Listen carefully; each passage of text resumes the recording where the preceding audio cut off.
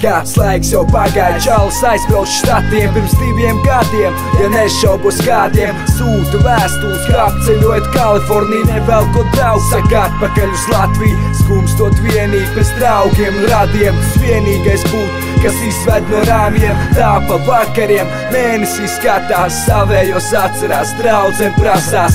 Nemācās strādā, viesnīcā kaut kādā, peln jau nesūdīgs 100 doļus dienā. Viss cieņ vecais, tā neko iekārtojies kā bosci, nu tāpats tikai turies.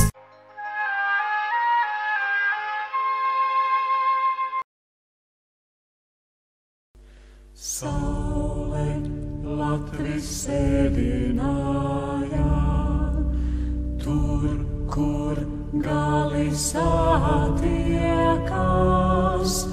balta jūra, zaļa zeme.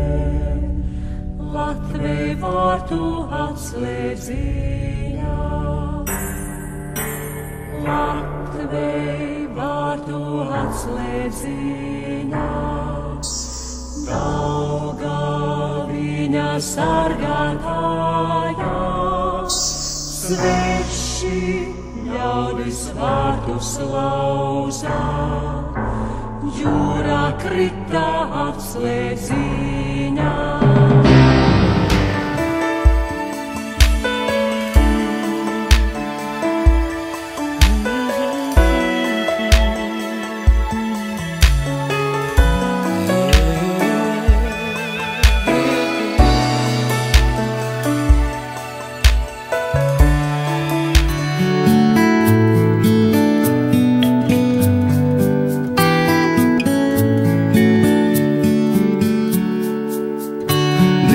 Eņģeļi sēž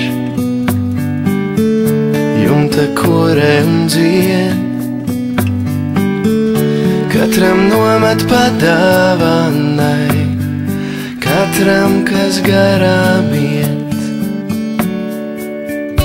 Bet to nedzird neviens, un to neredz neviens.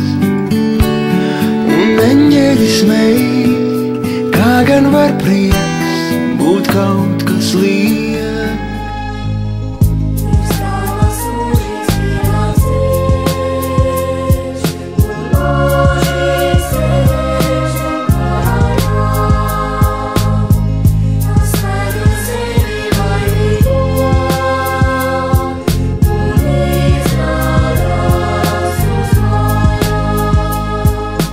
Katru tavu vēstuli pārlas 3 reizes, kā reizes lasu vienu un atkal man pārsteidz pareizi. Ja koš, tad koš, cik vien lien, saka resnie tur tik vien kā vien dien. Nu jā, tu ko, krievs paliek krievs, es jau to pamanīju, ka mēs kodām uz ielas. Par tevi nešaubos jau kopš pirmās dienas, bet nu labi, tas tā, ko es vecs tēms cilāju ar vienu kāju. It kā pagātnē dzīvoju, kopš tu aizbrauc tāds vārds kā draugi nepastāv, tāda nav.